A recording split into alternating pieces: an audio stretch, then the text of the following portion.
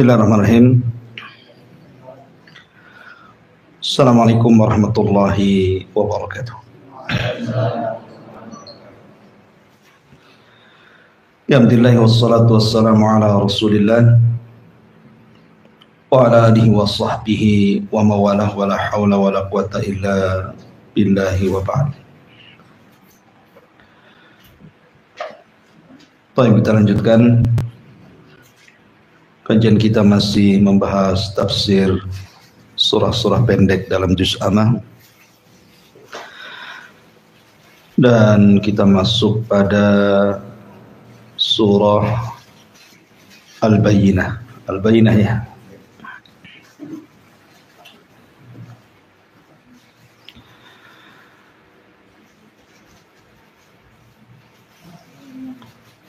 Baik, surah Al-Bayyinah secara tartib Al-Quran masuk pada surat ke-98, jumlah ayat 8, jumlah kalimat 94, dan jumlah huruf 412. Adapun tentang apakah dia Makkiyah ataupun Madaniyah, maka terjadi khilaf ulama, tetapi mayoritas para ulama atau jumhur mengatakan bahwa surah Al-Bayyinah ini adalah Madaniyah, artinya turun setelah hijrah Nabi SAW. Ada beberapa alasan yang nanti kita akan jelaskan. Adapun tentang keutamaan daripada surah Al-Bayyinah ini, dijelaskan bahwa ketika turunnya surah Al-Bayyinah ini, Nabi SAW memanggil seorang sahabat namanya Ubay ibn Ka'ab, dan itu berdasarkan riwayat Bukhari dari Anas bin Malik radhiyallahu an, bahwa Nabi SAW suatu ketika memanggil Ubay ibn Ka'ab. Dan perlu antum ketahui bahwa Ubay bin Ka'ab ini adalah satu di antara 4 sahabat yang direkomendasikan Rasul untuk diambil Qur'annya. Kata Nabi SAW, ambillah Al-Quran dari 4 orang. Salah satunya adalah Ubay ibn Ka'ab, kemudian Abdullah ibn Mas'ud, kemudian Salim maula Abi Hudzaifah.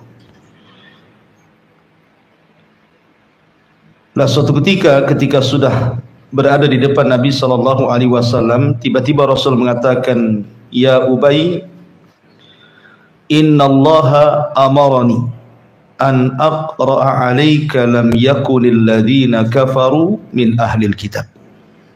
Wahai Ubay, sesungguhnya Allah memerintahkan aku untuk membaca surat ini kepadamu. Kemudian Rasul membacakan lam yakunil ladzina kafaru min ahlil kitab ila akhiril ayat. Fabaka, maka Ubay pun menangis. Kemudian mengatakan, "As-sammani ya Rasulullah, betul Allah menyebut-nyebut namaku ya Rasulullah?" Kata Rasul, "Ya." Tentu ketika seseorang disebut namanya di hadapan Allah Subhanahu wa taala, apalagi atas lisan Rasul, siapa yang tidak bahagia? Tentu Ubay sangat bahagia sekali. Dari sini juga ada hukum fikih. Ketika Nabi SAW membacakan surah Al-Bayyinah, bahwa terkadang seorang muallim, seorang pengajar itu boleh mengimlakan kepada murid-muridnya. Jadi boleh kita meminta seorang pengajar untuk mengimlakan gitu ya, bacaan Al-Quran kepada murid-muridnya. Ataupun sebaliknya, seorang muallim, seorang guru juga boleh pinta supaya murid-muridnya membacakan Al-Quran, dan itu sunnah hukumnya. Diantaranya ketika Nabi SAW meminta Abdullah ibn Mas'ud untuk dibacakan Al-Quran. Kata Abdullah ibn Mas'ud, Rasul, bagaimana aku akan bacakan Al-Quran kepadamu sementara Quran itu turun kepadamu? Maka Rasul mengatakan, baca saja. Dan hebatnya Abdullah ibn Mas'ud tidak tawar-menawar surat apa, tidak, langsung dibacakan surah Nisa.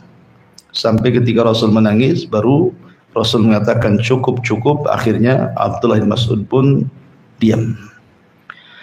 Intinya bahwa surah Al-Bayyinah adalah surah yang sangat agung sampai-sampai Allah meminta kepada Rasul untuk membacakan khusus kepada Ubay ibn Ka'ab. Karena Ubay bin Ka'ab ini memang pakar daripada Al-Quran. Di zaman Umar saja dia menjadi imam salat tarawih selama 1 bulan dengan jumlah 23 rakaat gitu ya. Baik, kita masuk pada tafsirnya. Di sini Allah mengatakan lam yakunil ladzina kafaru min ahlil kitabi wal musyrikina munfakkina hatta ta'tiyahumul bayyinah. Tidaklah orang-orang kafir dari ahli kitab dan orang-orang musyrik munfakkina, mereka meninggalkan agama mereka hatta ta'tiyahumul bayyinah, sehingga datang kepada mereka al-bayyinah, keterangan yang jelas.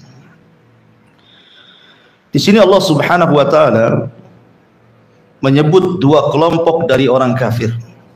Pertama ahlul kitab, yang kedua al-musyrikun. Apa perbedaan ahlu kitab dan al-musyrikun ini? Padahal Allah Subhanahu wa taala mengatakan dua-duanya kafir. Lam yakunil ladzina kafaru.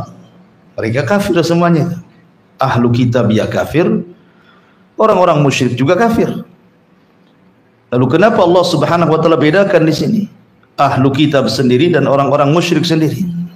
Dan apa perbedaan keduanya dan apa pula persamaan keduanya? Adapun yang membedakan antara ahlu kitab dan orang-orang musyrik, ahlu kitab itu namanya ahlu kitab, artinya turun kepada mereka kitab. Seperti kita kaum muslimin turun kepada kita Al-Quran. Maka ahlu kitab turun kepada mereka kitab. Maksudnya isyarat kepada 2 agama. Pertama Yahudi dan Nasrani. Jadi Yahudi dan Nasrani disebut satu nama sebagai ahlu kitab namanya. Kalau musyrik berbeda. Yang menjadi khilaf para ulama itu tentang Majusi dan juga Nasibin. Apakah 2 agama ini bagian daripada ahli kitab atau bukan? Walaupun pendapat yang kuat tidak, mereka bukan ahli kitab karena tidak diutus Rasul kepada mereka dan tidak diturunkan kitab kepada mereka. Lah adapun orang-orang Yahudi dan Nasrani sendiri, Yahudi diturunkan kepada mereka Taurat ma'ruf. Kemudian nabinya Musa. Nasrani diturunkan kepada mereka Injil dan nabinya Isa, gitu ya. Tetapi Majusi tidak dikenal nabinya, tidak pula dikenal kitabnya. Begitu juga Nasibin dan yang lainnya. Ini dari segi bahasa, jadi ahlul kitab maksudnya di sini Yahudi dan Nasrani. Adapun orang-orang musyrik di sini maksudnya musyrikul Arab dan musyrik-musyrik yang sejenis mereka, para penyembah berhala, penyembah patung, penyembah api dan begitu seterusnya, itu disebut musyrikun.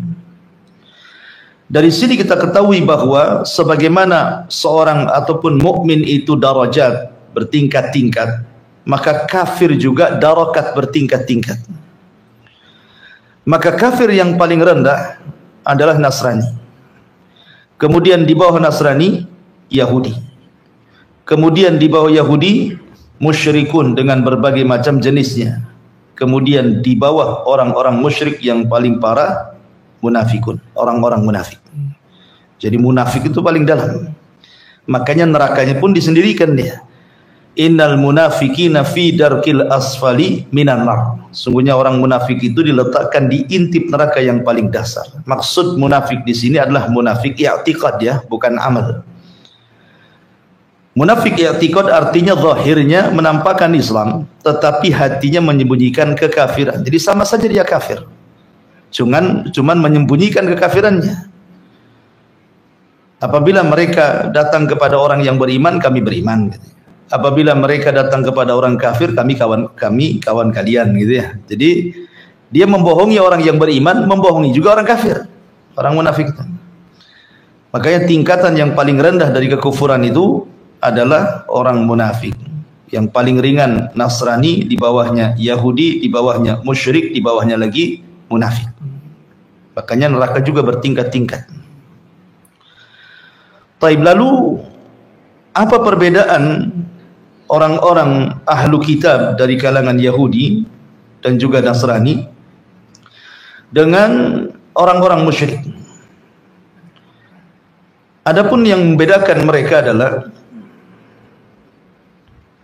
dari segi beberapa hukum fikih. Contoh umpamanya dari segi pernikahan. Wanita-wanita Yahudi atau wanita-wanita Nasrani boleh dinikahi, tetapi wanita-wanita musyrik tidak boleh.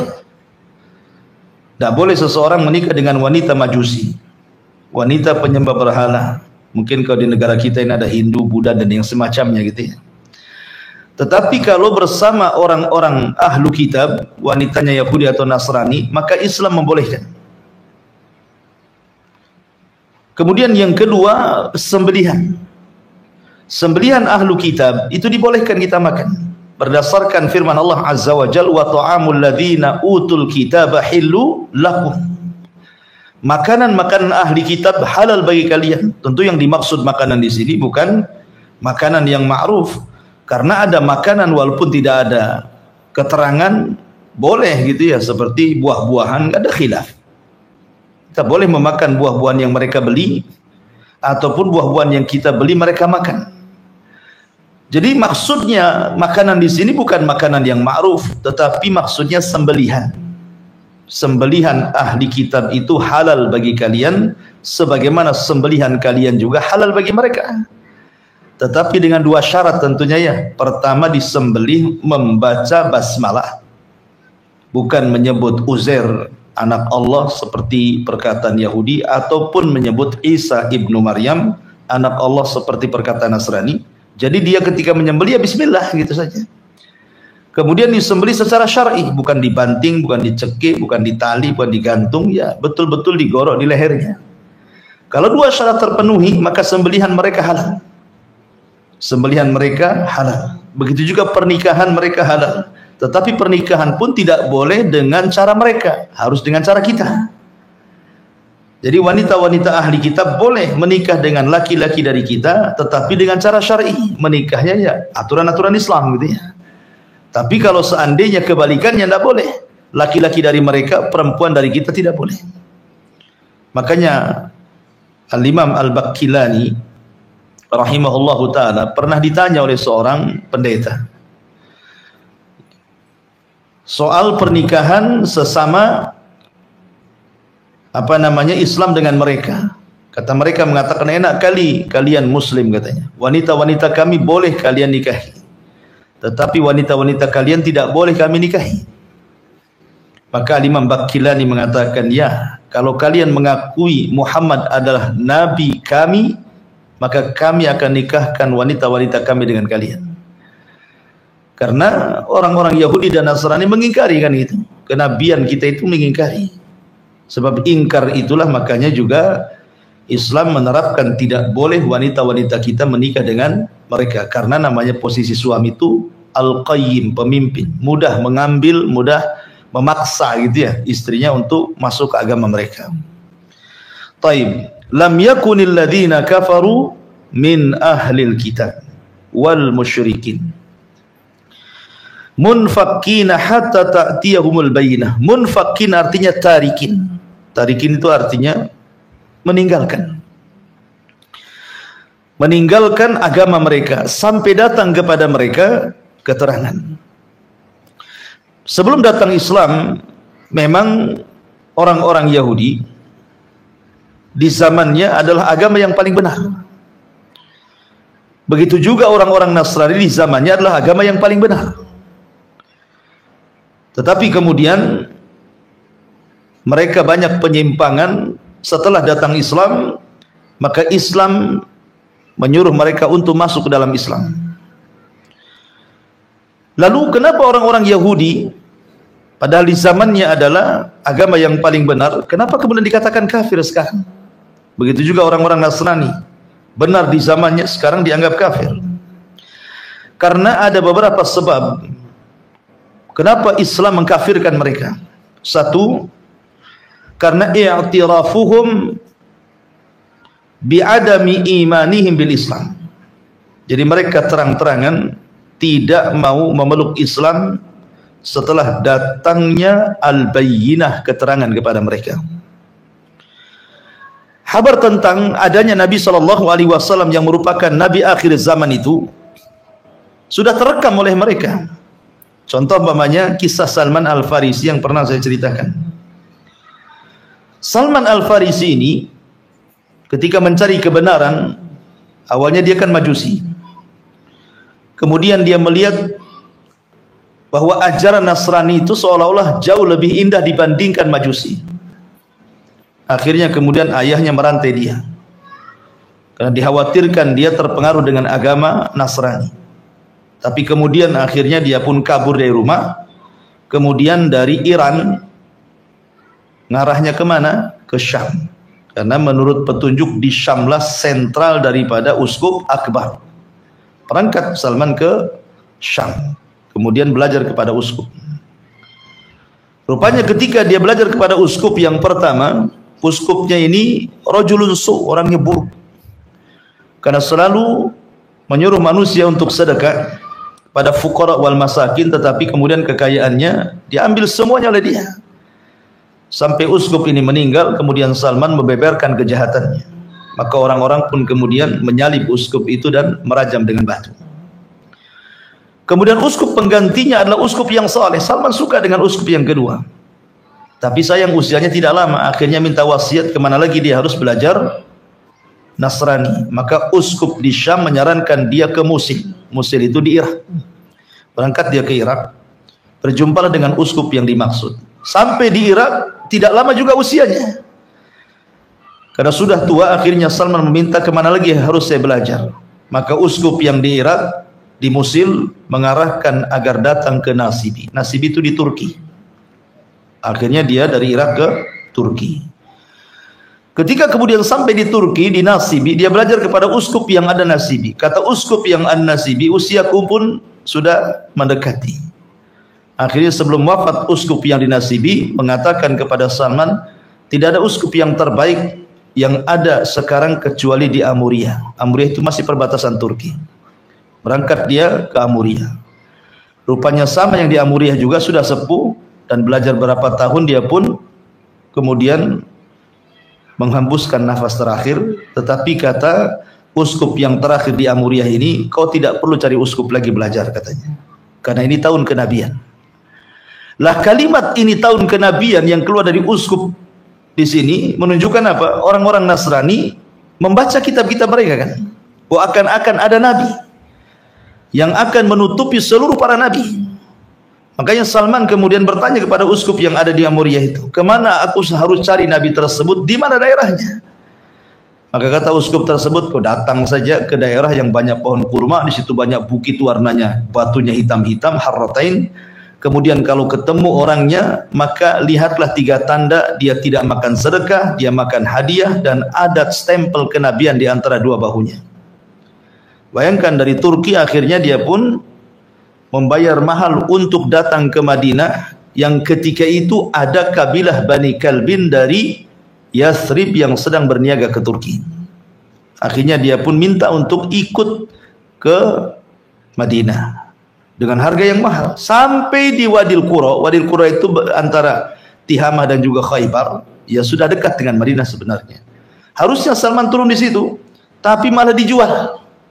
Ya sudah ngongkos gitu ya, dizalimi dia, malah dijadikan budak, kemudian dijual kepada seorang Yahudi Bani Quraidah. Terpaksalah dia, kalau tidak kan bisa dibunuh dia. Makanya takut dia bekerja dengan Yahudi Bani Quraidah. Dan ketika itu belum ada kabar tentang kenabian. Setelah bertahun-tahun Salman bekerja, rupanya saudara daripada Bani Quraidah ini menginginkan Salman bekerja di kebunnya. Lah, kebun yang dimaksud adalah di Yathrib, Madinah. Makanya ketika kemudian sampai di Madinah saja banyak pohon kurma, kemudian banyak bukit-bukit berwarna hitam. Karena kan posisi Madinah itu di sini bukit, di belakang kan kebun kurma. Nah, jadi memungkinkan jalan itu dari pertama. Makanya perang Khandaq itu kan, kenapa Salman kemudian menjalankan perang Khandaq? Karena memang jalan masuk Madinah cuma satu, dari depan saja. Kiri kanan bukit, belakang kebun kurma, nggak ada batasnya, saking luasnya gitu ya. Lah ketika Salman melihat kok banyak pohon kurma, bukitnya hitam, dengan wasiat uskup yang ada di Amuriyah itu. Wah, jangan-jangan ini tempatnya maksudnya. Makanya selang beberapa waktu ketika Salman berada di atas pohon kurma, tiba kemudian datanglah saudara orang Yahudi ini berteriak-teriak dan mengatakan, qatalallahu Banu Kilah. Semoga Allah memerangi Banu Kilah. Banu Kilah ini kakek buyutnya Khazraj dan Aus. Dari dua kabilah Khazraj dan Aus. Lah kakek itu namanya Bani Kilah. Orang-orang Yahudi kalau menghina Khazraj dan Aus, kakek buyut mereka, dan mengatakan qatalallahu Bani Kilah. Semoga Allah memerangi Bani Kilah. Kemudian kata orang Yahudi ini, kenapa kau berteriak seperti itu? Dia mengatakan, celaka, Khazraj dan Aus sedang berkumpul di Kuba karena ada orang yang mengaku Nabi yang berasal dari Mekah. Oh, Salman ini berada di atas pohon, dengar gitu kan kaget dia. Langsung dia turun, langsung nanyain gitu, bener gak gini-gini? Langsung ditampar, kau ini budak kok tahu mau masuk pula ke masalah kami, kerja sana bahasanya gitu ya. Tapi Salman kemudian sudah teringat dengan pesan uskup. Ini daerah sudah benar. Kemudian sekarang muncul seorang nabi. Tapi lihat bagaimana Nasrani Yahudi ini bencinya kepada Nabi SAW, sampai mengatakan qatalallahu Bani Kilah itu. Ketika kemudian Salman mendengar bahwa Nabi sudah sampai di kota Madinah, dia ingin membuktikan ciri-cirinya. Ciri-cirinya kan tidak makan sedekah. Dia bawa kurma disedekahkan, Rasul tak mau. Kemudian yang kedua, dia bawa hadiah, Rasul makan dan sahabatnya makan. Kemudian yang ketiga, dia ingin melihat stempel kenabian. Tidak bisa, karena memang di balik pundak kan pakai baju, sehingga nggak mungkin Rasul main singkap gitu ya. Sehingga Salman tidak berhasil melihat tanda itu kecuali ketika Rasul sedang mengadakan penguburan jenazah. Kemudian sedang menggali lubang. Sambil menggali lubang, Rasul kemudian ngobrol dengan sahabatnya. Kemudian Salman mengintip-ngintip di belakang punggungnya, Rasul perasan. Kemudian Rasul menyingkap pundaknya, tiba-tiba nampak stempel kenabian di balik pundak Rasul. Salman meluk, dari situlah dia masuk Islam. Yang ingin saya katakan bahwa uskup yang ada di Amuriyah mengatakan bahwa tahun kenabian. Dari sini menunjukkan apa? Orang Nasrani tahu bahwa akan ada nabi. Adapun orang Yahudi, sudahlah, jangan cerita. Tinggalnya mereka di Madinah itu sudah menunjukkan bahwa mereka menanti-nanti nabi. Coba bayangkan, Madinah itu bukan strategis ekonomi. Orang-orang Yahudi itu kan hubud dunia. Harusnya mereka lebih baik tinggal di Syam ataupun di Yaman yang sudah jelas-jelas ekonominya ada. Tapi di Madinah mana ada ekonomi? Dari segi ekonomi saja di Madinah nggak ada gitu ya. Tetapi mereka membela-bela diri tinggal ratusan tahun bergenerasi di kota Madinah hanya ingin menanti nabi yang dimaksudkan dalam kitab-kitab mereka. Jadi Yahudi dan Nasrani ini, dua agama ini menanti-nanti kemunculan Nabi SAW. Tapi apa yang terjadi? Ketika betul-betul datang Nabi SAW, dua-duanya menolak. Makanya Allah jelaskan, wa ma tafarraqal ladzina utul kitab illa min ba'di ma ja'athumul bayyinah. Yaitu jawabannya. Dan tidaklah mereka berselisih dari kalangan ahli kitab. Dalam ayat ini tidak disebut musyrik. Kenapa? Karena orang musyrik tidak kenal Nabi. Yang kenal Nabi itu Yahudi dan Nasrani. Tapi ayat pertama disebut musyrik karena Nabi belum datang. Ayat yang kedua, musyrik tidak disebut, hanya ahli kitab saja. Ini Nabi sudah datang. Karena tidak ada maklumat orang-orang musyrik itu soal kenabian masalahnya. Makanya tidak disebut di situ pada ayat yang di bawahnya. Ya. Masyaallah muslimin dimuliakan Allah Azza wa Jalla. Jadi yang pertama, kufurnya Yahudi dan Nasrani itu karena mereka tidak memasuki Islam. Kemudian yang kedua, sebab yang kedua karena orang-orang Yahudi dan Nasrani itu mereka kufur dengan agama mereka yang Allah Subhanahu wa taala turunkan di dalam Taurat Injil kepada Musa dan Isa, bahwa kedua-duanya saling mengingkari. Orang Yahudi itu tidak mengakui juga Isa sebagai nabi. Orang-orang Nasrani, orang Yahudi mengakui.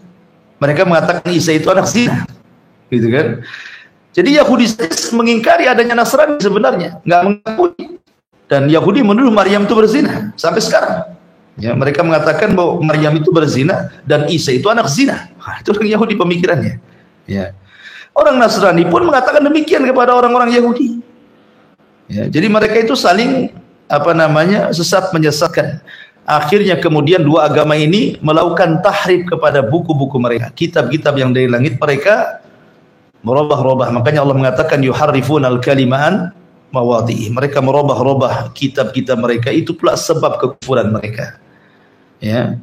Sebab kekufuran mereka. Kemudian juga sebab kekafiran mereka karena Allah menaskan dalam Al-Qur'an, mengatakan mereka kafir, seperti dalam surah Al-Bayyinah ini, lam yakunil ladina kafir.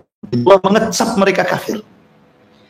Berarti kalau Allah Subhanahu wa taala sudah mengecap kafir, maka kita harus mengkafirkan Allah kafirkan. Dan kita tidak boleh mengkafirkan yang Allah tidak kafirkan. Ketika Allah mengatakan Yahudi kafir, kita katakan Yahudi kafir. Ketika Allah mengatakan Nasrani kafir, kita katakan Nasrani kafir. Ketika kemudian orang-orang Arab dikatakan musyrik, kita katakan musyrik. Kenapa? Kita mengkafirkan yang Allah kafirkan saja. Karena kita bukan manhaj takfir, mengkafir-kafirkan semua orang. Seperti Khawarij, di luar kelompoknya kafir, gitu ya. Orang-orang Khawarij itu kan kerjanya kufar kafir saja itu. Tapi kita mengkafirkan yang Allah kafirkan saja. Titik sampai di sini. Jangan ditambah-tambah. Ya. Tapi di zaman sekarang muncul pula istilah tidak mengkafirkan orang kafir. Nggak boleh mengatakan Yahudi kafir, nggak boleh mengatakan Nasrani kafir, katakan mereka non muslim, kan gitu ya. Padahal Allah mengatakan lam yakunil ladzina kafar, jelas kafir. Kekafiran mereka tampak. Mereka menganggap Isa anak Tuhan, mereka menganggap Isa satu di antara tiga Tuhan, mereka menganggap Isa Tuhan itu sendiri. Yahudi mengatakan Uzair anak Tuhan. Kekafiran macam mana lagi? Masa kita tidak boleh mengkafirkan yang Allah kafirkan? Kita kan hanya mengikuti yang Allah kafirkan saja. Adapun yang tidak dikafirkan tidak mungkin kita kafirkan. Karena mengkafir-kafirkan itu perkara berat. Sama dengan mengatakan si anu di neraka gitu ya. Itu bukan perkara ringan, makanya kita hanya terbatas ketika mengkafir-kafirkan itu yang sudah ternaskan dalam Al-Qur'an saja. Kita katakan fulan kafir, kenapa dikafirkan? Karena Quran mengkafirkan. Selesai kaidahnya sampai di sini. Tetapi ingat, malam yukafir kafir fahuwa kafir. Siapa yang tidak mengkafirkan orang kafir, dia kafir. Gitu ya. Ingat, kaidah ini benar di satu sisi, tetapi salah di sisi lain. Kalau yang dimaksud malam yukafir kafir fahuwa kafir, siapa yang tidak mengkafirkan orang kafir, dia kafir. Maksudnya yang tidak mengkafirkan yang Allah kafirkan, dia kafir, benar. Tapi kalau yang dimaksudnya kaidah ini dibawa kepada kaidah orang-orang Khawarij yang tidak mengakui mereka kehilafan mereka seperti ISIS dan yang lainnya, maka dikafirkan, kemudian diterapkan hukum malam yukafir kafir fahuwa kafir. Tidak bisa. Seperti ma'ruf ideologi Khawarij di negeri kita kan banyak yang mengatakan pemerintah togut gitu ya. Siapa yang tidak mentogutkan togut, maka dia togut katanya. Ngeri sekali jadinya. Jadi itu harus dipahami. Lam yakunil ladzina kafaru min ahlil kitabi wal musyrikina munfakkina hatta ta'tiyahumul bayyinah. Tidaklah orang-orang kafir dari kalangan Yahudi dan Nasrani ahli kitab dan juga orang-orang musyrik, mereka meninggalkan agama mereka, dakwah mereka sampai datang kepada mereka al-bayyinah. Apa yang dimaksud al-bayyinah di sini? Yang dimaksud al-bayyinah ini adalah rasulun minallahi yatslu suhufam mutahharah. Ini disebut bayyinah. Bayyinah itu adalah Rasul sendiri. Nabi yang diutus itu bayyinah, bukti nyata gitu ya. Suhuf itu maksudnya lembaran-lembaran Al-Quran.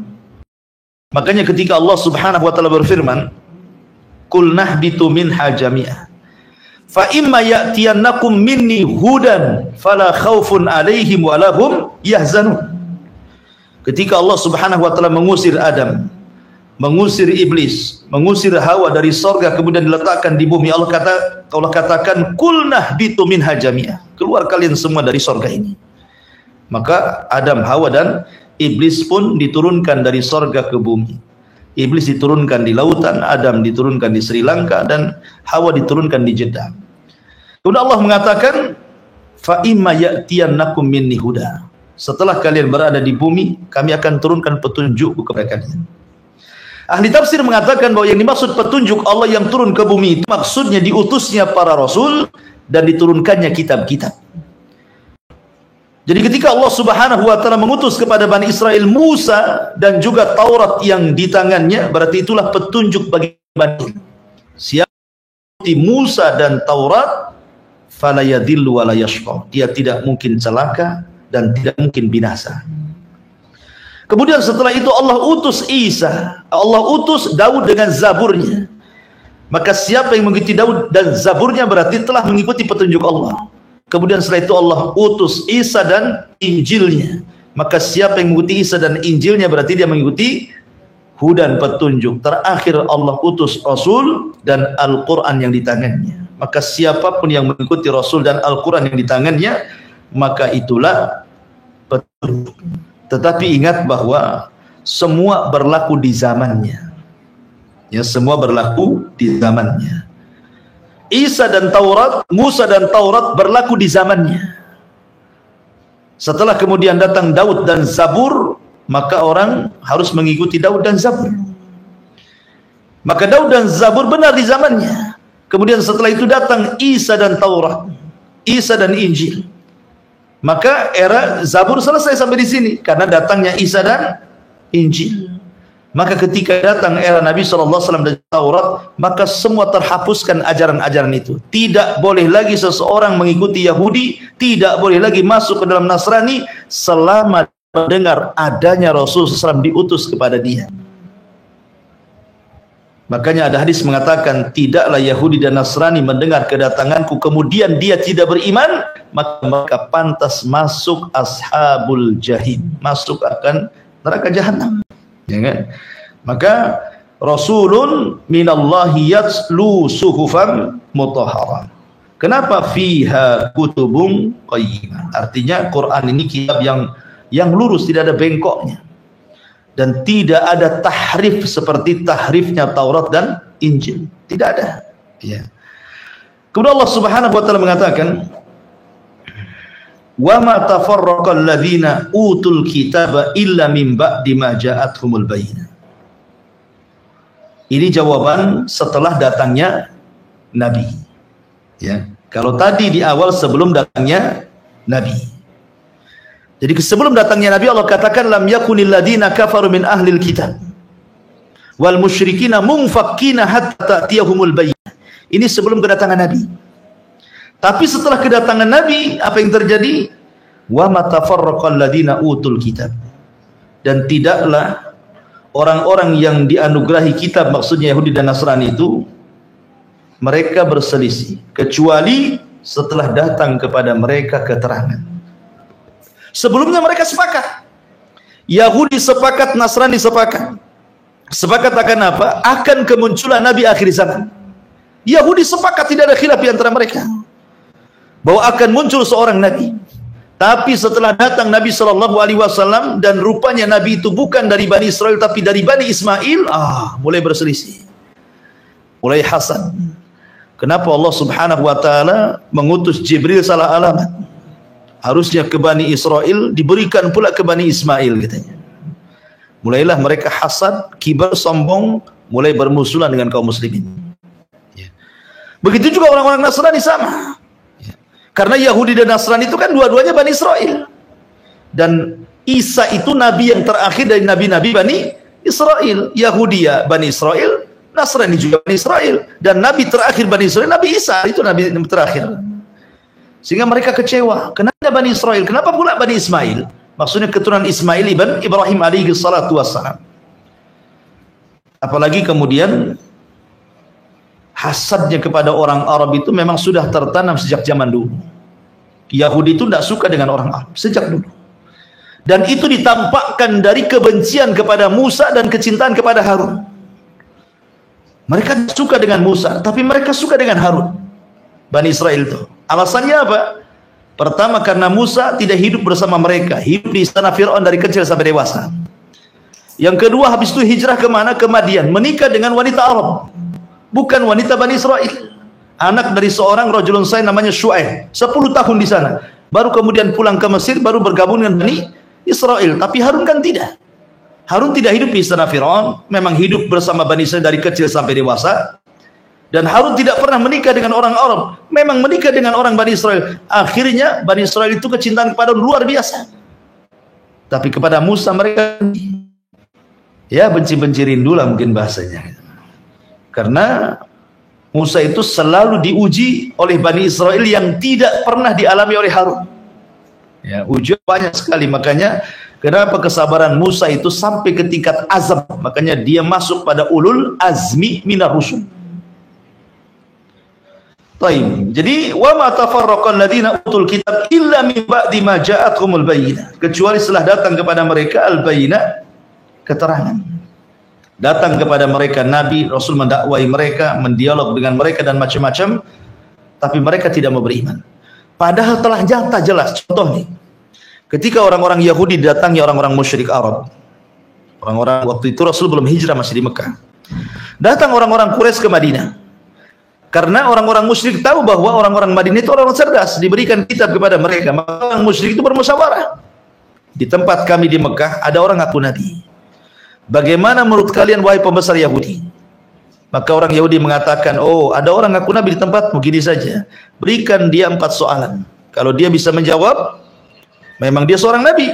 Kalau dia tidak bisa menjawab, memang dia bukan seorang nabi, artinya ragukan kenabiannya. Ya kan?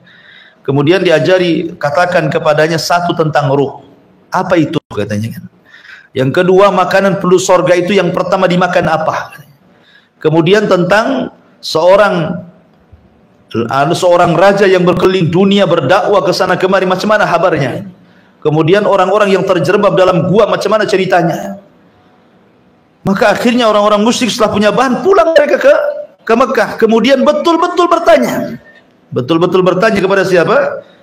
Kepada Nabi, dan mengatakan kami siap beriman kalau kau bisa menjawab 4 soalan ini. Kemudian disebutkan, karena Nabi SAW saking senangnya nih dengan 4 pertanyaan ini. Karena apa? Konsekuensinya mereka siap beriman. Akhirnya Rasul mengatakan ghadan jawabannya, besok jawabannya, lupa mengucapkan insyaallah.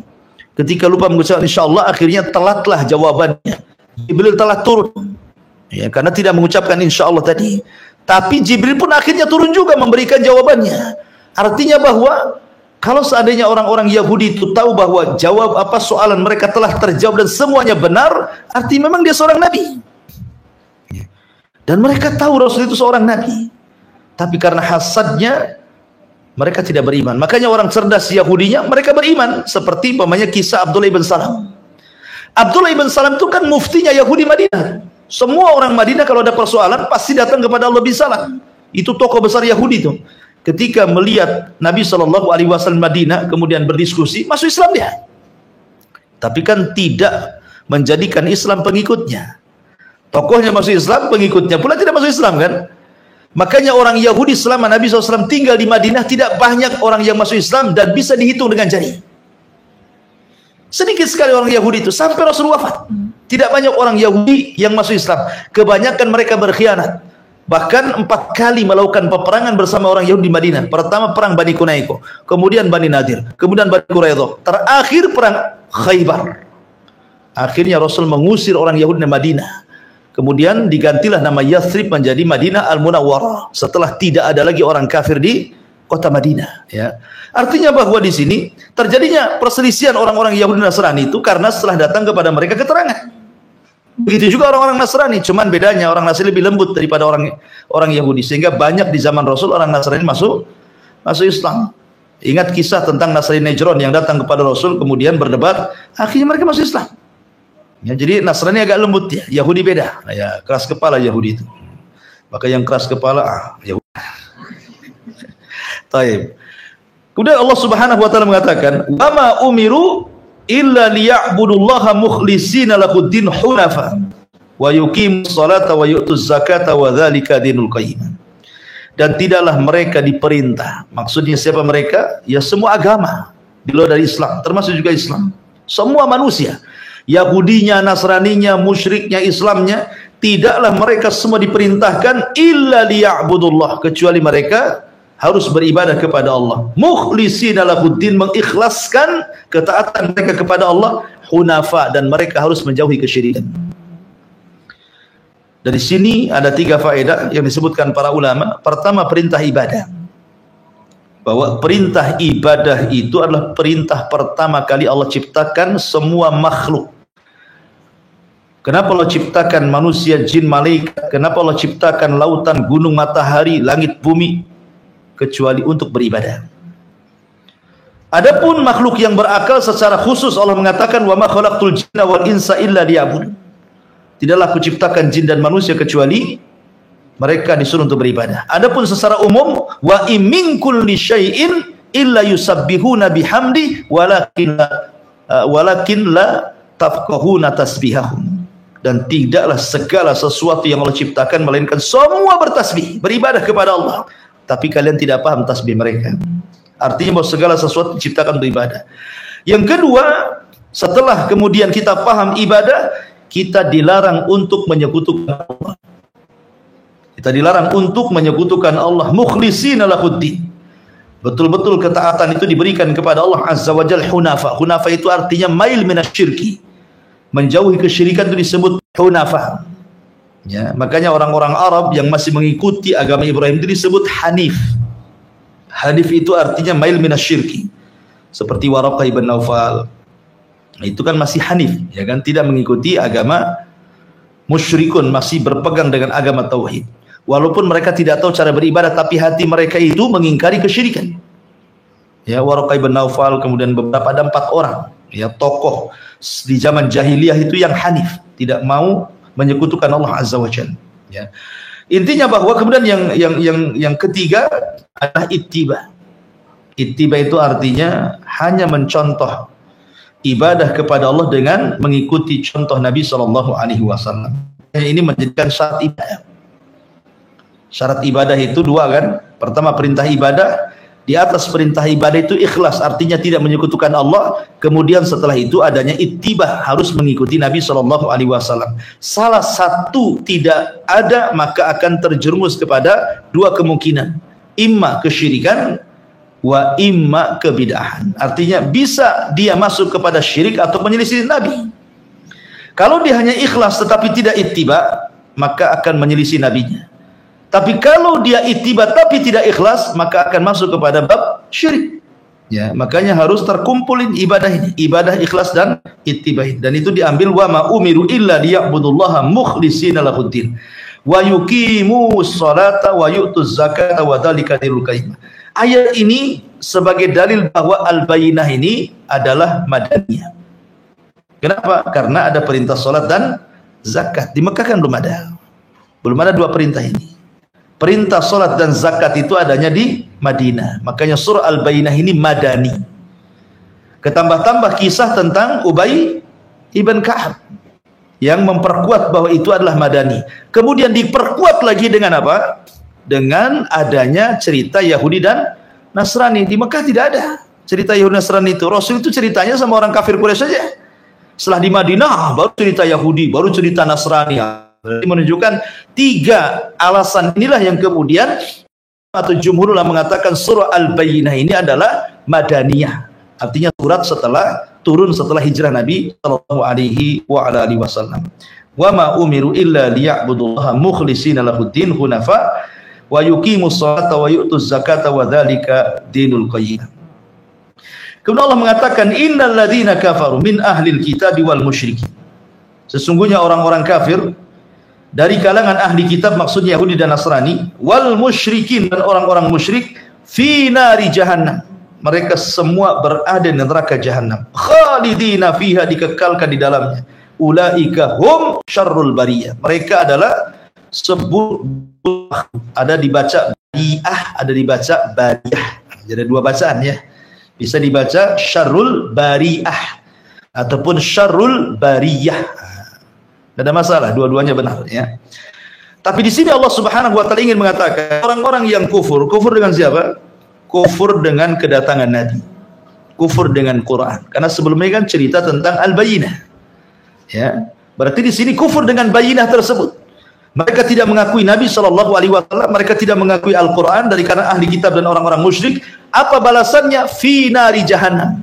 Maka mereka layak dimasukkan ke dalam jahannam.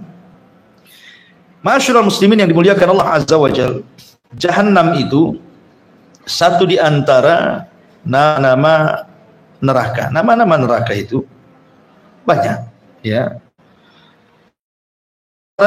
Nama-nama neraka ya, pertama Al-Hawiyah. Hawiyah itu, dan itu disebutkan di dalam surah Al-Qariyah kan. Faman khaffat mawazinu fa ummuhu hawiyah. Berarti neraka itu ada namanya Hawiyah. Ya. Kemudian juga yang kedua ada namanya Ladha. Dan itu disebutkan di dalam Al-Quran juga, kalla innaha ladha. Berarti nama neraka itu selain Hawiyah namanya Ladha. Ada juga nama Khutamah. Seperti Allah mengatakan, kalla la yumbadhan fil khutamah. Wa ma adraka mal khutamah narullah muqadah. Kemudian juga nama neraka itu ada namanya Jahim. Dan itu juga Allah Subhanahu wa taala firman, wa idzal jahimu syu'ira. Ketika neraka Jahim dinyalakan. Ya. Kemudian yang nomor 5, Jahannam, ma'ruf Jahannam. Ya. Karena nama Jahannam ini masyarakat populer, Jahannam kau katanya. Nama Jahannam itu terpopuler di masyarakat. Nah, itu nama neraka Jahannam. Karena Allah mengatakan inna jahannama kanat mirsada. Kemudian yang nomor 6, Saqar. Sebagaimana Allah mengatakan sauslihi saqar, atau ma salakakum fi saqar. Nah, ini dia. Kemudian juga yang nomor 7 nama lain neraka itu Sa'ir. Dan itu Allah Subhanahu wa taala katakan fa'tarafu bi dzambihim fasuhqan li ashabi Sa'ir. Jadi nama neraka itu juga disebut Sa'ir. Kemudian yang nomor 8 Sijjin. Itu juga bagian daripada neraka. Dan Allah mengatakan wa ma adraka ma sijjin kitabun marqum. Nah, kemudian yang nomor 9 di antara sudah nih 8 ya, sudah 8 nih. Ini nama-nama neraka ini secara umum itu berdasarkan tingkatan-tingkatan. Ya, tetapi neraka bagi orang-orang yang beriman dan dia masih mentauhidkan Allah Azza wa Jalla, atau dengan kata lain usatul muwahhidin, ahli maksiat yang dari kalangan ahli tauhid, neraka mereka adalah neraka Jahannam. Jadi neraka ini tidak dikekalkan di dalamnya. Adapun istilah-istilah kekekalan di luar daripada kesyirikan, kan ada istilah-istilah kekal di luar kesyirikan. Padahal kalau melihat hukum, seperti Allah mengatakan innallaha la yaghfiru an yushraka wa yaghfiru ma duna dzalika liman yasha. Allah akan mengampuni, tidak akan mengampuni dosa syirik dan hanya mengampuni dosa selain itu, seolah-olah hanya syirik saja yang dikekalkan. La in asyrakta la yahbatanna amaluka, kan begitu ya. Nah, lalu bagaimana dengan ayat yang mengatakan seperti mamanya wa man yaqtul mu'minan muta'ammidan fajaza'uhu jahannam khalidan fiha. Siapa yang membunuh seorang mukmin secara sengaja maka dia dimasukkan ke jahannam dan dikekalkan di dalamnya. Nah, ini kan ada kalimat dikekalkan di dalamnya. Atau hadis Rasul ketika membicarakan tentang orang yang bunuh diri, maka dia akan dikekalkan di dalamnya. Dan beberapa dosa-dosa besar yang ada kata-kata khalidan fiha. Maka harus bedakan maksud khalidan fiha kepada para pelaku syirik dengan khalidan fiha pada pelaku di luar kesyirikan. Maksudnya kekekalan itu ada dua. Kekal memang selama-lamanya tidak akan keluar dari situ, atau yang kedua karena lamanya tinggal di situ sehingga disebut kekal, tapi akan keluar juga gitu maksudnya. Ya, jadi kalau menemukan selain kesyirikan kok ada kata-kata khalidan fiha dikekalkan di dalamnya seperti orang yang membunuh seorang mukmin secara sengaja, maksudnya lama tinggalnya gitu maksudnya. Bukan berarti tidak akan keluar. Ya, karena hanya dosa syirik yang tidak akan mengeluarkan pelakunya dari neraka. Ya. Taib. Ini nama-nama neraka. Jadi Allah Subhanahu wa taala mengatakan mereka orang-orang kafir dari ahli kitab dan juga orang musyrik, maksudnya kufur dengan Nabi sallallahu alaihi wasallam, maka mereka di dalam neraka jahanam khalidina fiha, dikekalkan di dalamnya, ulaika hum syarrul bariyah, mereka adalah seburuk-buruk penciptaan Allah. Kemudian Allah mengatakan, kebalikannya sekarang, innal ladzina amanu, tapi orang-orang yang beriman dengan Rasul, beriman dengan Al-Quran, dari kalangan Yahudi ataupun Nasrani atau orang-orang musyrik yang mereka tobat akhirnya beriman dengan Rasul dan juga kitab yang dibawanya Al-Quran, wa amilus salihat, dan beramal saleh, ulaika hum khairul bariyah, maka mereka sebaik-baik makhluk Allah yang Allah ciptakan. Kalimat khairul bariyah, sebaik-baik ciptaan, apakah ini mutlak? Maksudnya manusia itu lebih baik dibandingkan jin dan malaikat? Ada yang mentafsirkan seperti itu. Jadi manusia itu yang beriman dan beramal saleh, maka tingkatannya melebihi di atas malaikat dan juga jin-jin yang saleh. Tetapi kalau dia tidak beriman dan tidak beramal saleh, mereka kufur, maka mereka juga seburuk-buruk makhluk, justru lebih buruk. Jangan lagi cerita dengan malaikat, dengan jin, dengan binatang pun lebih buruk. Makanya ada istilah ulaika kal an'am bal hum adhal, kan itu ya. Mereka seperti binatang ternak, bahkan lebih rendah dibandingkan binatang ternak. Kenapa Allah katakan seperti itu? Karena ada ayat yang mengatakan ya laitani kuntu turaba, duhai kiranya aku jadi tanah saja. Ketika orang-orang kafir berada di padang mahsyar itu, didatangkan binatang-binatang ternak kemudian dihisab. Ya, binatang pun dihisab. Makanya Rasul mengatakan nanti kambing-kambing yang bertanduk, yang suka nanduki kambing yang tidak bertanduk akan dihisab. Tetapi tidak ada azab, hanya hisab saja. Ya, azabnya tidak ada.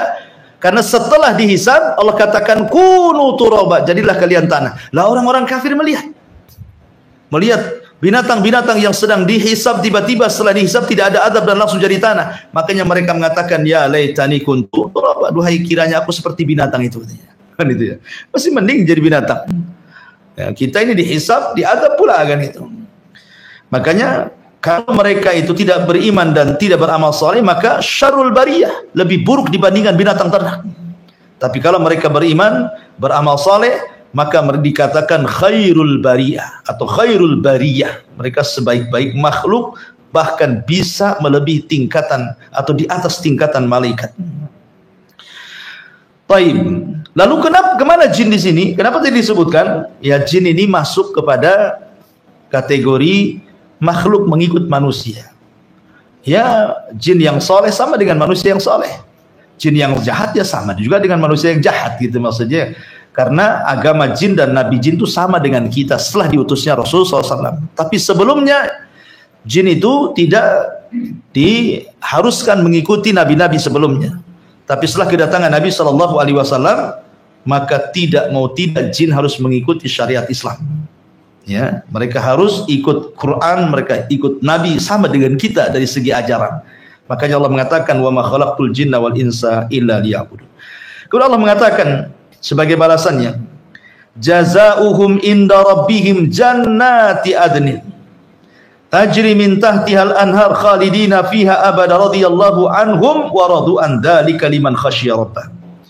Balasan mereka orang-orang yang beriman dan beramal saleh adalah sorga-sorga. Lihat di sini katakan jannati adnin. Kalimat jannat di sini menunjukkan apa? Sorga itu bukan satu tingkatan. Sorga itu banyak tingkatan-tingkatannya. Sama kalau tadi kita sebutkan neraka gitu ya. Maka neraka juga ada tingkatan-tingkatannya kan. Maka sorga juga sama. Lalu seperti apa tingkatan sorga itu? Sorga pun punya nama-nama kan. Pertama al-jannah, dan itu ma'ruf dalam Al-Quran.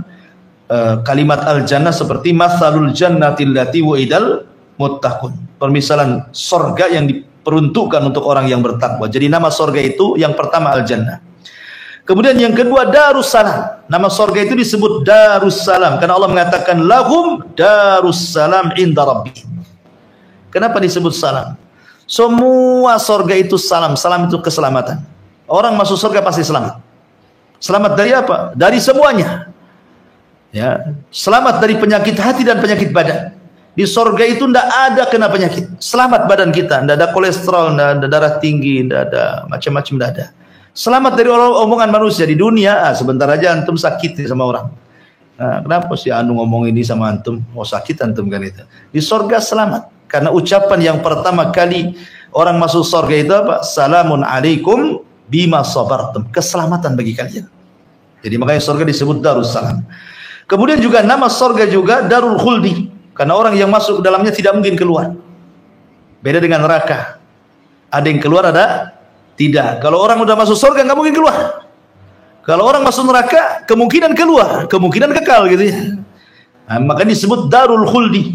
Dia tempat yang kekal. Sebagaimana Allah mengatakan, "Qul adzalika khairun am jannatul khuldi allati wu'idal muttaqun." Kemudian juga Firdaus, bagaimana ma'ruf dalam Al-Qur'an, innal ladzina amanu wa amilus shalihat kanat lahum jannatul firdausi nuzula. Kemudian juga disebut Jannatul Ma'wa. Jannatul Ma'wa, inda sidratil muntaha indaha jannatul ma'wa. Disebut ma'wa juga. Ma'wa itu artinya tempat kembali. Dari sini menunjukkan bahwa dunia ini hanya sekedar safar saja. Kuburan aja safar. Jangan lagi orang di dunia, orang masuk kubur, di kubur aja sedang safar kita. Kenapa? Karena tidak lama, tidak kekal orang di kuburan. Pasti akan ada kiamat lagi kan itu. Beralih lagi mereka dari kuburan ke akhirat. Makanya disebut orang yang datang ke kuburan disebut ziarah, ya kan? Ziarah kubur. Allah mengatakan hatta zurtumul maqabir. Jadi orang yang dalam kuburan aja ziarah, gitu ya. Karena mereka nggak tinggal lama dalam kuburan itu, pasti ada dipindah lagi ke tempat lain. Apalagi di bumi. Rasul mengatakan kepada Ibnu Umar itu, kun fid dunya ka'annaka gharib aw abiri sabil, ya. Baik, kemudian juga disebut Jannatun Naim, ya, karena banyak kenikmatan di dalamnya, termasuk juga Darul Ijlal. Darul Ijlal disebut sebagaimana riwayat Ibnu Abbas radhiyallahu an, dan juga disebut Darul Al-Maqamah. Sebagai Allah mengatakan, wa qalul hamdulillahilladzi adhaba 'anal hazan inna rabbana laghafurun syakur alladzi ahallana darul muqamati min fadli. Jadi disebut juga Darul Muqamah. Itu macam-macam surga. Taib. Di situ Allah Subhanahu wa taala mengatakan jazaohum inda rabbihim jannatu adnin. Nah, salah satu nama surga adalah Adn. Tajri min tahtihal anhar, yang mengalir di bawahnya sungai-sungai. Dan sungai surga ada berapa? Ada 4. Anharun min ma'in lam yataghayyar ta'muh. Air bersih tidak berubah-ubah rasanya. Kalau kita butuh air bersih saja, antum harus beli. Sana tidak perlu beli. Tidak perlu pasang depot air, ya sudah, memang tinggal minum saja gitu ya, dan tidak berubah, murni, betul-betul jernih ya dari sumbernya. Kemudian wa anharun min labanin, ya, dari sungai dari susu. Kemudian wa anharun min asalin, dari madu. Kemudian wa anharun min khamrin, dari khamr. Berarti ada 4, air bersih, air susu, air madu, air khamr, ya. Dan itu berbentuk sungai. Susu nggak perlu merah, sudah ada sungainya, tinggal nyiduk saja kan. Kemudian Allah mengatakan, dan sungai di sorga, kata para ulama, tidak memiliki dinding kiri kanan. Nah, kalau kita kan ada dinding sini, dinding sini. Sebab dindingnya habis, ya melebarlah kemana-mana akhirnya kan. Sorga nggak ada dinding kiri kanan, ya begitu saja. Ya, keajaiban di sorga itu. Kemudian Allah mengatakan, min tahtihal anar khalidina fiha, dikekalkan di dalamnya abada selama-lamanya, radhiyallahu anhum wa radu'an. Dan mereka Allah ridhai karena mereka ridha kepada Allah Subhanahu wa taala. Dzalika liman khasyya rabbah. Itu bagi orang yang takut dengan Allah Subhanahu wa taala. Inilah di antara tafsir singkat daripada surah Al-Bayyinah. Jadi secara global surah Al-Bayyinah ini menceritakan tentang hal ikhwah orang-orang kafir. Yang ketika sebelum datang Nabi sallallahu alaihi wasallam mereka sepakat menunggu kedatangannya, tapi setelah datang terjadi perselisihan. Sebagian mereka ada yang ikut, sebagian mereka ada yang menolaknya. Maka orang-orang yang ikut, maka mereka disediakan sorga Aden, mengalir di bawahnya sungai-sungai, dan mereka kekal di dalamnya. Siapa yang menolak, maka mereka akan dimasukkan ke dalam neraka Jahannam, dan mereka adalah seburuk-buruk manusia. Itu secara global daripada surah Al-Bayyinah. Wallahu a'lam. Taib, sebelum saya tutup, silahkan kita buat tanya jawab. Bagi Anda yang ikuti di YouTube, ya, silakan Anda bisa bertanya, tulis di kolom komentar. Insyaallah kita bacakan, asal yang mudah-mudah saja pertanyaannya. Iya, wallahu a'lam.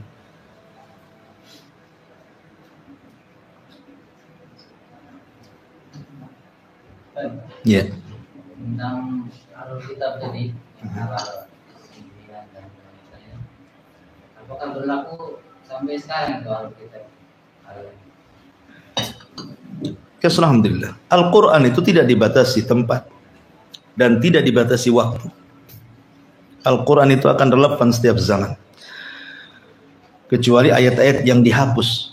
Kalaupun ada ayat yang dihapus, manansah min ayatin aw nunsiha na'ti bi khairi minha aw misliha. Kalaupun ada ayat hukumnya dihapus, pasti Allah akan datangkan hukum yang semisal atau yang lebih baik. Ya, selama hukum tidak dihapus, maka akan tetap berlaku sampai kiamat. Ketika Allah mengatakan wa ta'amul ladzina utul kitaba halal lakum wa ta'amukum halal lahum, tidak dihapus ayat ini. Ayat ini akan berlaku sampai kiamat. Itu halal sembelihan mereka dengan dua syarat tadi. Ya kan, disembelih secara syar'i kan, baca basmalah dan digorok tenggorokannya. Dan wanita-wanita ahli kitab enggak ada masalah selama pernikahannya secara syar'i dan betul-betul dia Yahudi atau Nasrani, bukan musyrik. Kalau musyrik enggak boleh. Wala amatun mu'minatun khairun min musyrikatin walau a'jabatkum. Dan wanita seorang budak mukminah itu jauh lebih baik daripada wanita musyrikah walaupun sangat menarik, kata Allah gitu ya. Jadi masih berlaku.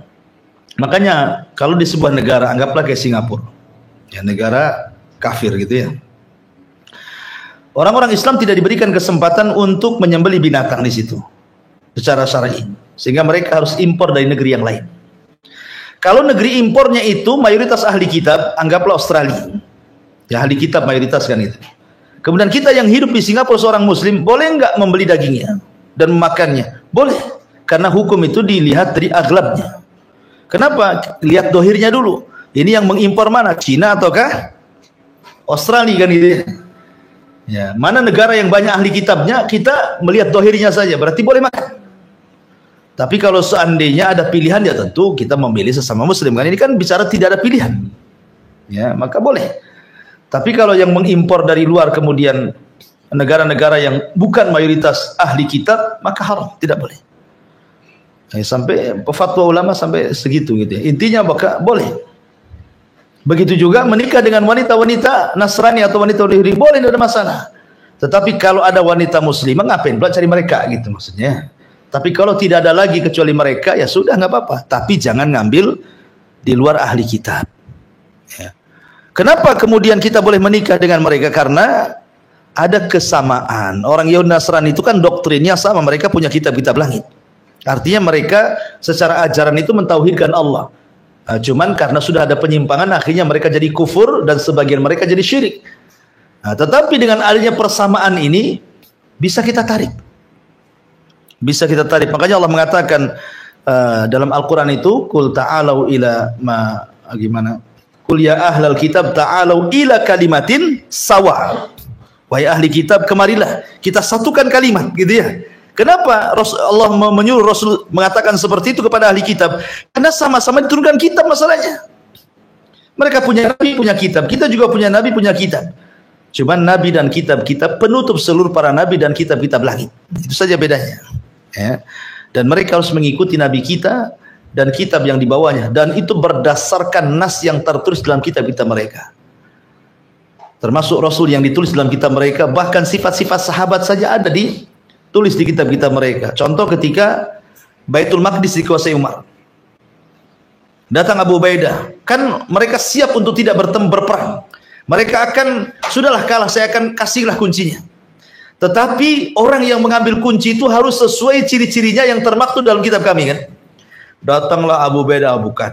Datanglah Khalid, bukan. Datanglah Indah, bukan. Ketika datang Umar, ini orangnya katanya. Gitu, langsung paham mereka. Langsung dikasih kunci Baitul Maqdis. Jadi sebenarnya sifat-sifat sahabat juga sudah ada termaktub dalam kitab-kitab mereka. Cuman sekali lagi karena hasad kemudian juga kesombongan mereka, mereka tidak dapat hidayah. Tapi hukum itu masih berlaku sampai hari ini, baik makanannya ataupun pernikahannya. Wallahu a'lam. Pertanyaan dari kita. Itu dua tema. Assalamualaikum Ustaz. Bertanya dari Anam Effendi, apakah mencuri harta orang kafir itu harus bertobat, mengembalikan hartanya, atau hanya bertobat kepada Allah saja? Ya, mencuri harta orang kafir boleh atau tidak? Tidak boleh. Kecuali konteksnya sedang peperangan. Nah, itu masuk ke harta fai atau harta ghanimah. Ya. Tapi kalau yang Anda ambil hartanya bukan kafir harbi, anggaplah kafir zimmi atau musta'man atau ahdi, ketika kita menyakiti mereka, baik secara nyawa atau harta, berarti kita menzalimi mereka. Dan ingat, siapapun yang Anda zalimi, kafirkah dia, mukminkah dia, maka Allah bersama mereka. Bukan karena kekafirannya, tapi karena kezalimannya. Makanya Allah mengatakan wala tahsabannallaha ghafilan amma ya'malu zalimun. Jangan kau sangka Allah itu diam kepada orang-orang yang berbuat zalim. Allah akan berdiri kepada siapapun yang dizalimi, walaupun dia kafir. Bukan karena kekafirannya, sekali lagi kan, karena kezalimannya. Allah akan membela dia. Maka siapapun yang mengambil harta orang kafir, kembalikan. Kembalikan. Selama kafir itu kafir zimmi, musta'man atau ahdi, lain kalau harbi. Kalau harbi dan posisinya Anda sedang perang, ya kan? Namanya perang itu yang tidak boleh di luar perang, boleh dalam perang. Contoh sombong. Di luar perang nggak boleh sombong. Tapi ketika masuk perang boleh kita sombong. Ana nabiyun la kadhib, ana ibni Abdul Muttalib, kata Rasul. Saya nabi dan saya tidak dusta, dan saya turunan Abdul Muttalib, raja Arab, kata Rasulullah kan. Sombong kan? Enggak apa-apa dalam peperangan. Kata Ali, ana alladhi sammatni ummi Haidarah. Saya yang dikasih nama ibuku macan hutan, katanya. Siapa yang berani dengan saya? Di dalam peperangan boleh. Bahkan Rasul mengatakan innal harba kaidun. Peperangan itu tipu daya. Tipu-tipu dalam perang boleh, yang penting menang. Dalam perang boleh, tapi nipu di luar perang nggak boleh. Jadi hal-hal yang tidak boleh dalam peperangan, di luar perang boleh dalam perang. Menipu, berdusta, mencuri, nggak masalah. Yang penting menang di situ kan.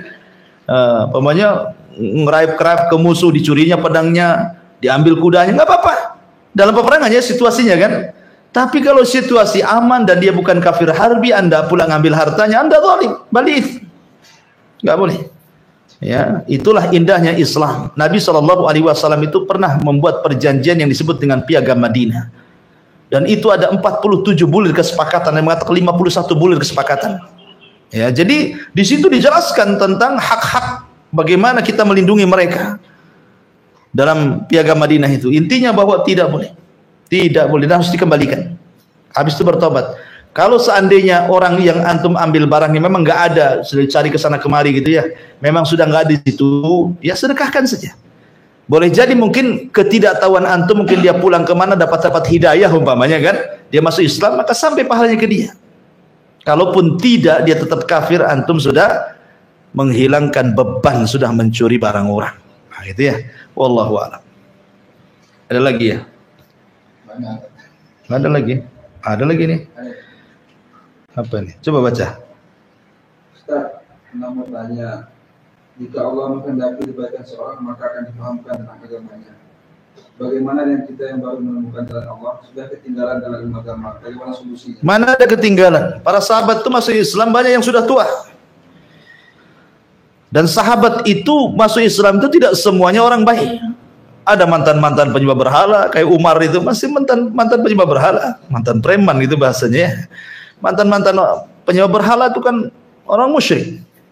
Mereka dapat hidayah. Ya, ada yang muda-muda, ada yang sudah tua. Ya. Tetapi tidak ada istilah telat dalam agama itu. Tidak ada istilah telat dalam agama itu. Sampai-sampai Rasul mengatakan ada seseorang beramal amalan ahli neraka, sampai antara dia dengan neraka tinggal satu hasta, dan di akhir hayatnya dia beramal amalan ahli surga, akhirnya Allah masukkan dia ke surga. Abu Hurairah radhiyallahu anhu pernah ngomong bersama para sahabatnya, maukah aku tunjukkan kepada kalian seorang sahabat Nabi, tidak pernah sujud, nggak pernah ruku, mati masuk surga. Tidak pernah beramal. Kata Abu Hurairah, maukah aku tunjukkan kepada kalian sahabat Nabi, tidak pernah sujud, tidak pernah ruku, nggak pernah beramal, mati masuk surga, katanya. Mana itu kan? Heran. Siapa Abu Hurairah? Kata Abu Hurairah, kenalkah kalian dengan Usairim? Usairim ini satu-satunya orang Aus yang tidak mau masuk Islam. Ketika pemimpin mereka Sa'd bin Mu'adz masuk Islam di tangan Mus'ab bin Umair, dapat hidayah, ini pemimpin Aus nih, datang dia ke Aus dan mengatakan, hei orang Aus, kalian tahu siapa saya? Kata orang Aus, ya engkau pimpinan kami, engkau paling cerdas di antara kami, engkau paling mulia di antara kami. Oh kalau begitu baik, masuk Islam kalian semua. Siapa yang tidak masuk Islam, apakah laki-laki, perempuan, kecil, dewasa, tua, jangan bicara denganku katanya, kecuali harus masuk Islam. Oh dipaksa tuh, pimpinan kabilah dia. Semua masuk Islam orang Aus, satu yang enggak, namanya Usairid, enggak mau masuk Islam dia. Yang lain masuk Islam semua, dia sendiri enggak mau Islam. Tetapi ketika ada peperangan, namanya orang-orang jahiliyah itu kan hamiyatul jahiliyah, artinya kefanatikan kepada kabilah itu ada. Jadi dia ingin terlibat dalam perangan, tapi Rasul tidak mau. Kau jangan perang, kau boleh membela kabilahmu, tapi tidak boleh dalam perang ini. Kenapa? Karena kau masih kafir. Kalau kau ingin terlibat perang dan kau izinkan, masuklah Islam dulu. Akhirnya dia pun bersyahadat, kemudian ikut terlibat, mati syahid. Jadi hari itu dia syahadat, hari itu dia syahid. Nah, gitu ya. Nah, makanya Abu Hurairah mengatakan, maukah aku kabarkan kepada kalian seorang sahabat tidak pernah sholat, tidak pernah ruku, tidak pernah ibadah, mati masuk surga katanya. Karena orang ini bersyahadat langsung syahid. Sama dengan kisah tukang sihir Fir'aun. Paginya dia tukang sihir, sore harinya dipenggal kepalanya sama Fir'aun. Setelah mereka tobat dan sujud kepada Allah karena melihat kekalahannya mereka dari Nabi Musa alaihi salatu. Kata Abdullah ibn Abbas radhiyallahu anhu, lihat tukang-tukang sihir Fir'aun itu. Di pagi hari mereka tukang sihir jahat, di sore hari mereka sudah menjadi para syuhada yang baik. Gitu ya. Intinya bahwa tidak ada terlambat. Dan Rasul mengatakan, man yuridillahu khairan yufaqihu fiddin. Lihat Abdullah bin Mas'ud. Abdullah bin Mas'ud ini sebab masuk Islamnya kenapa? Dia seorang penggembala. Majikannya namanya Uqbah bin Abi Mu'aid. Rasul dan Abu Bakar jalan. Kemudian kehausan di jalan. Nampak Abdullah bin Mas'ud sedang menggembala kambing. Kata Rasulullah SAW, ya Abdullah bin Mas'ud, bisakah kau berikan air susu kambingmu? Kata Abdullah bin Mas'ud, tidak bisa. Ini kambing amanah, bukan kambing saya. Ini kambing majikanku Uqbah bin Abi Mu'aid. Kata Rasul, ya sudah, kalau memang nggak boleh yang berair susu, saya minta kambing yang nggak ada susunya saja. Yang nggak punya anak kan belum ada susunya. Nah, kemarikan kambing itu. Akhirnya kemudian didatangkan, kemudian diusap tetenya kambing itu, tiba-tiba gemuk dan keluar air susu. Nah, di mata Abdullah ibn Mas'ud nggak pernah melihat sulap kayak gini. Gak mungkin dianggap sulap kan gitu ya. Jangan-jangan ini jin, jangan-jangan apa gitu kan. Karena baru pertama melihat, kok bisa diusap keluar susunya. Di situ mulai tertarik. Dia mengatakan, ajari aku katanya. Ajari aku. Namanya Abdullah bin Mas'ud kan.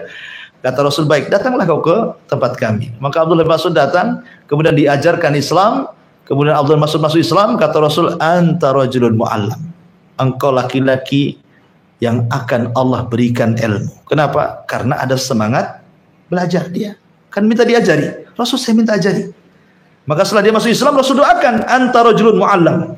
Engkau laki-laki yang akan diajari Allah. Sejak itulah Abdullah bin Mas'ud menjadi faqihnya fuqaha sahabat. Ya. Orang paling cerdasnya sahabat Abdullah bin Mas'ud. Sampai Nabi SAW meminta dibacakan Quran. Cukuplah itu keutamaan Abdullah bin Mas'ud. Ya. Dan tidak meminta kepada orang lain untuk dibacakan Quran. Bahkan semua, ada beberapa sahabat nulis tafsir, nulis mushaf. Seperti Ali kan nulis mushaf. Ada mushaf Ali namanya. Ubay bin Ka'ab juga nulis mushaf, ada namanya mushaf Ubay bin Ka'ab, ada mushaf Muawiyah. Tetapi mushaf yang ada tafsirnya cuma satu, Abdullah bin Mas'ud. Ya, jadi walaupun Utsmani Abdullah bin Utsman bin Affan radhiyallahu an ketika merujuk kepada mushaf yang dicetak lebih banyak kepada rujukannya Ubay bin Ka'ab kan begitu ya. Ubay bin Ka'ab. Kenapa? Karena Ubay bin Ka'ab kan murni dia tidak ada tafsirnya. Apa yang diturunkan, itulah yang terakhir diturunkan kepada Rasul, dan tartib yang Rasul pakai itulah yang kemudian jadikan tartib mushaf dalam Quran yang kita baca.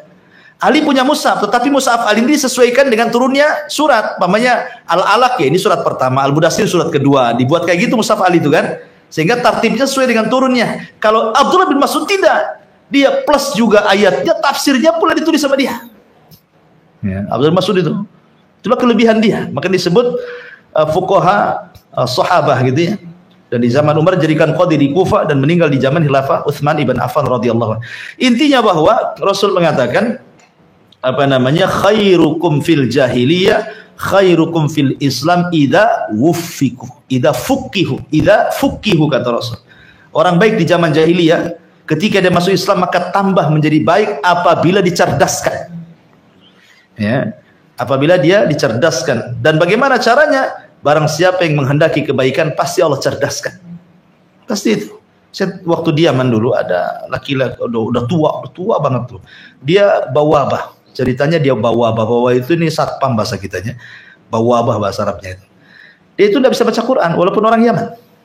Tapi keinginannya ingin menghafal Quran kuat. Dulu kan ada masih kaset roll-rollan tuh Sony Ericsson itu kan. Biasanya pakai kaset gitu kan, didengerin gitu ya. Dia menghafal Quran dari kaset itu. Kaset pita tuh. Jadi setiap satu ayat diulang 100 kali. 200 kali. Sampai mungkin pindah lagi ke ayat itu. Sampai akhirnya hafal Quran. Sudah tua. Hanya begitu saja, hanya mendengar. Ya kan? Tidak mustahil bagi Allah Azza wa Jalla. Karena Allah sendiri mengatakan tentang Al-Quran itu. وَلَقَدْ يَسَّرْنَا الْقُرْآنَ لِلذِّكْرِ. Allah mudahkan Quran itu untuk diingat. Jadi nggak ada istilah terlambat dalam kebaikan. Terus belajar. Ya, wallahu a'lam. Ada lagi? Nggak ada lagi ya? Baik. Nah, ini ada lagi nih. Mau tanya kalau transaksi lewat bank. Wah, ini lain lagi nih. Jauh kali tanyanya ya. Dengan cara dicicil dan tersebut bunga 0%, apakah riba atau haram? Nah, kalau sudah 0% ya tidak ada riba lah kan. Kalau sudah 0%, nggak ada ribanya. Selama ada riba tetap riba. Riba itu kata Rasulullah SAW, kalau sampai ke 1 dirham. 1 dirham berapa? 2,5 gram. Karena 1 dinar itu 4 gram lebih. Siapa yang makan riba 1 dirham, maka lebih jahat dibandingkan berzina 36 kali kata Rasulullah. 1 dirham saja. Artinya kalau 1 gram emas itu anggaplah 1 juta. Yang bagus gitu ya. Berarti ya 2,5 juta lah ya. Kurang lebih segitu dirham tuh. Berarti siapa yang makan uang riba 2,5 juta lah enakan gitu ya. Maka itu lebih jahat dibandingkan seorang berzina 36 kali dengan wanita pelacur. Dalam riwayat sekecil-kecilnya dosa riba itu sama dengan anak menzinahi orang tuanya. Ya. Intinya bahwa lihat banknya, selama bank-bank itu konvensional, yang jelas wala ta'awanu 'alal ismi wal udwan. Kalau memang bisa beralih dengan bank-bank syariah yang sudah diberikan rekomendasi oleh para guru-guru, ya kan, para ulama, maka beralihlah. Karena kemungkaran itu ketika tidak bisa dihilangkan 100%, maka minimalnya dikurangi atau diringankan. Ya kan? Ya dari dulunya konvensional, beralihlah ke syariah gitu maksudnya. Walaupun dalam syariah sendiri memang kita belum bisa menjamin 100%, tidak ada unsur ribawiyahnya kan itu ya. Tapi kan namanya kemungkaran itu kalau tidak bisa dicegah semuanya ya sebagiannya. Ya. Wallahu a'lam. Saya kira cukup. Subhanallah bihamdika asyhadu an la ilaha illa anta astaghfiruka wa atubu ilaik. Wallahu ta'ala. Assalamualaikum warahmatullahi wabarakatuh.